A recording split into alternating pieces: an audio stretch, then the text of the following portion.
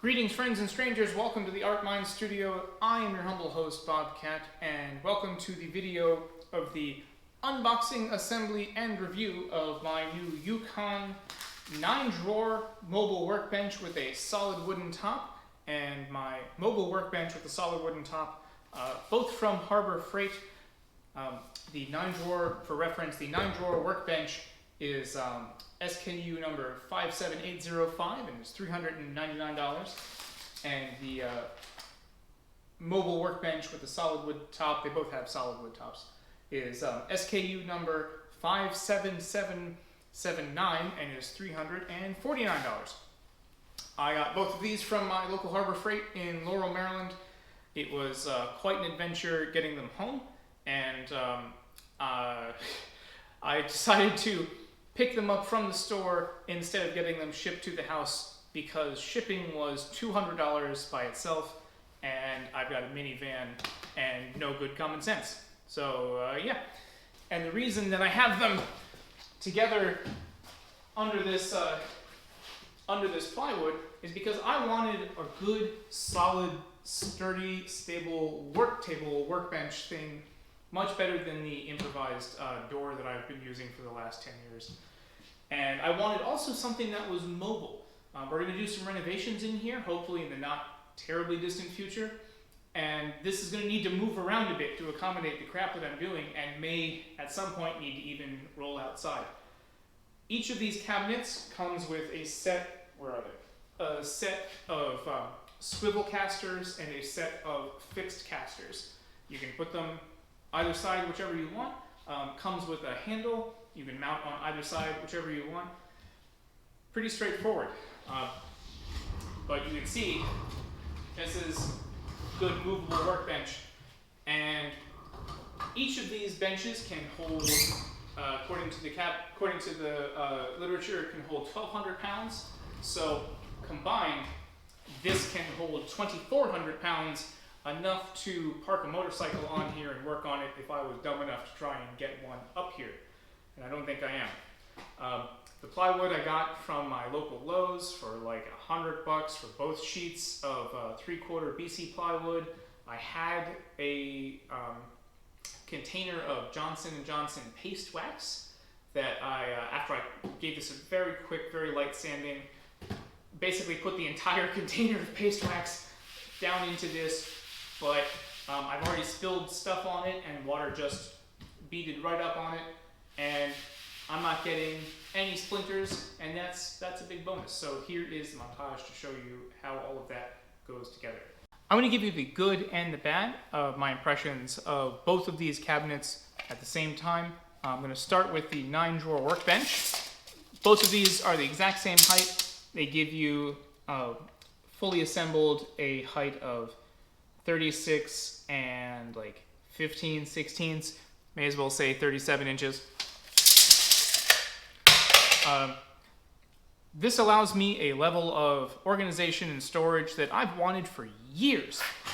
The drawers, really solid. Everything came together on this. It's really, all I did was put the wheels on and put the handle on.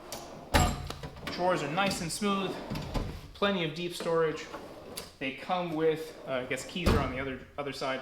They come with locking key that lets you lock all of these together, which is great.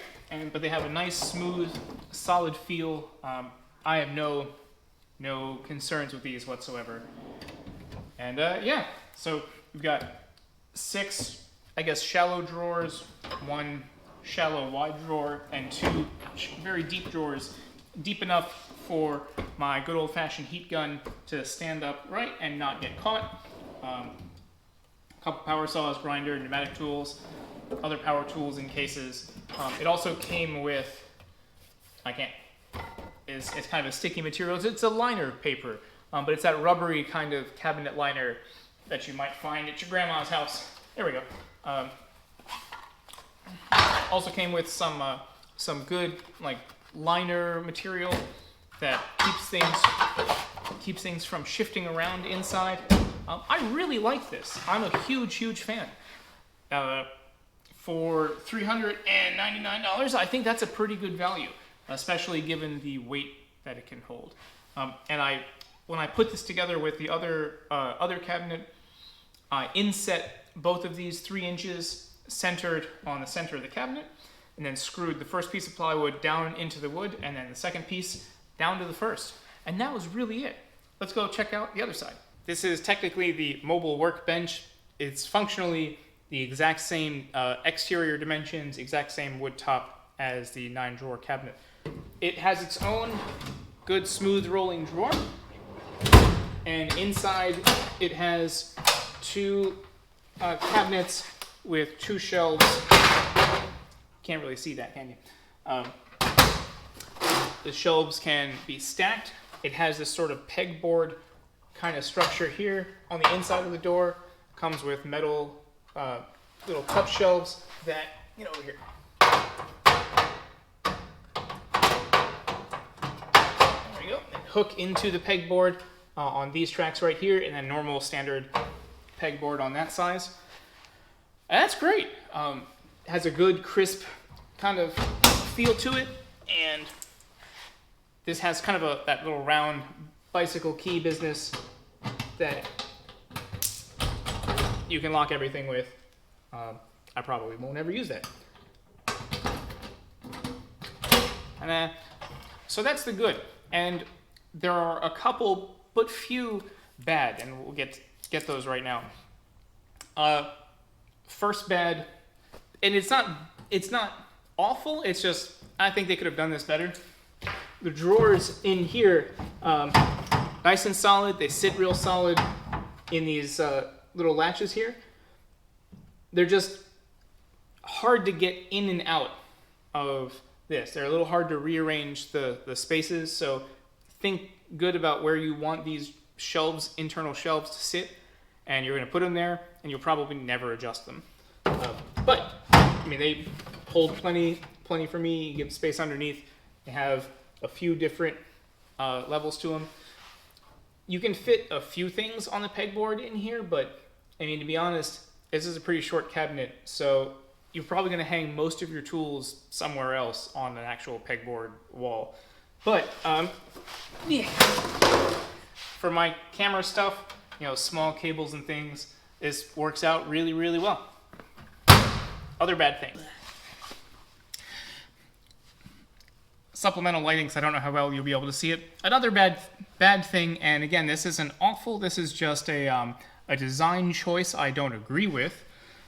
The handles here, they bolt on to the other side if you want. They're completely interchangeable. But why are they different? These are functionally, structurally identical benches, identical cabinets. We have 2 different handles on here.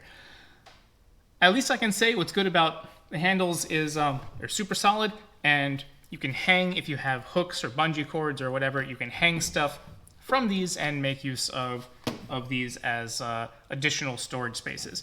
But why? Why do that? Pick one. Just pick one. Personally, I'd pick this one because it's a little lower, gives you a little greater height, but to each their own. Why? Last but not least, this complaint is actually kind of significant. It's a little bit of a quality control oversight. Of the 2 sets of swivel casters, this one on the 9-drawer workbench tends to get stuck when I'm trying to move it around. And